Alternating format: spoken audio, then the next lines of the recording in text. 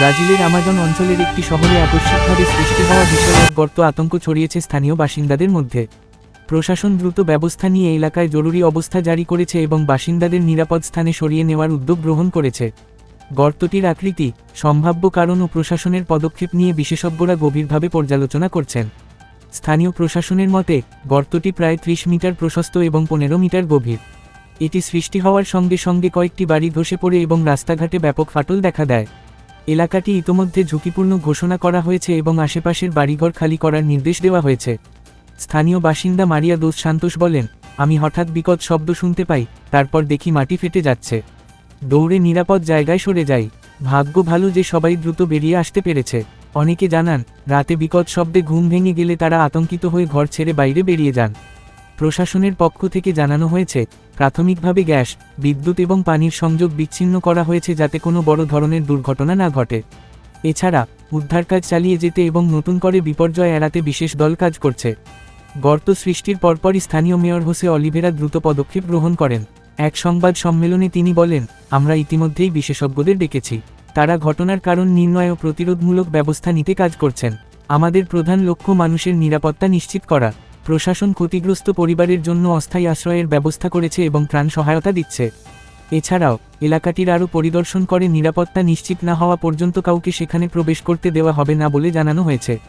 ভূতাত্ত্বিক বিশেষজ্ঞরা ধারণা করছেন, ভূগর্ভস্থ পানির স্তরে পরিবর্তন, অতিরিক্ত খনন কাজ, অপরিকল্পিত নির্মাণ এবং জলবায়ু পরিবর্তনের প্রভাবে ভূমিধসের ঘটনা ঘটতে পারে।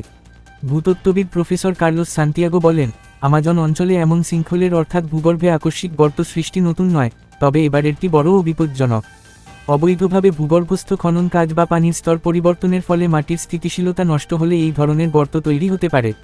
বিশেষজ্ঞরা আরও জানান, এমন ঘটনাগুলোর পেছনে অবৈধ বন উজাড় এবং অপরিকল্পিত নগরায়নের ভূমিকা থাকতে পারে। অনেক এলাকায় অপরিকল্পিত নির্মাণের ফলে ভূগর্ভস্থ পানির প্রবাহ পরিবর্তিত হয়, যা ভূমি ধসে পড়ার অন্যতম কারণ হতে পারত। বিশ্বজুড়ে শৃঙ্খলের ঘটনা নতুন নয়। ব্রাজিলের বিভিন্ন শহরেও অতীতে অনুরূপ ঘটনা ঘটেছে। বিশেষত 2018 সালে সাও পাওলো শহরে একটি বিশাল শৃঙ্খলের সৃষ্টি হয়েছিল, যা ব্যাপক ক্ষয়ক্ষতি করেছিল। ভূতাত্ত্বিক বিশেষজ্ঞরা বলছেন, সঠিক পরিকল্পনা ও গবেষণা ছাড়া যদি নগরায়ন করা হয়, তাহলে এ ধরনের বিপর্যয় আরও বাড়তে পারে।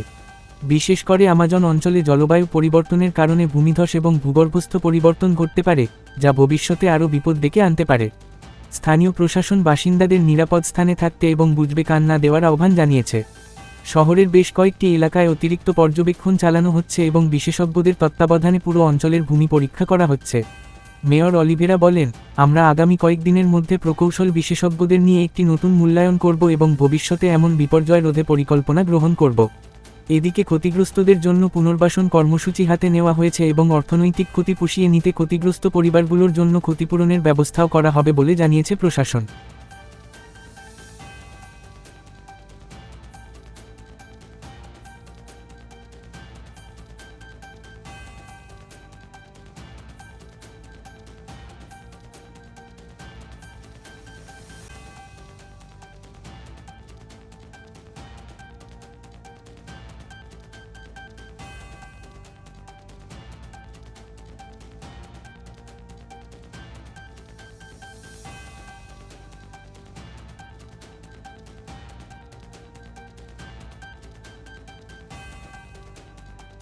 নতুন নতুন শীর্ষ খবরের জন্য চ্যানেলটিকে লাইক, কমেন্টস, শেয়ার, সাবস্ক্রাইব অথবা ফলো করুন।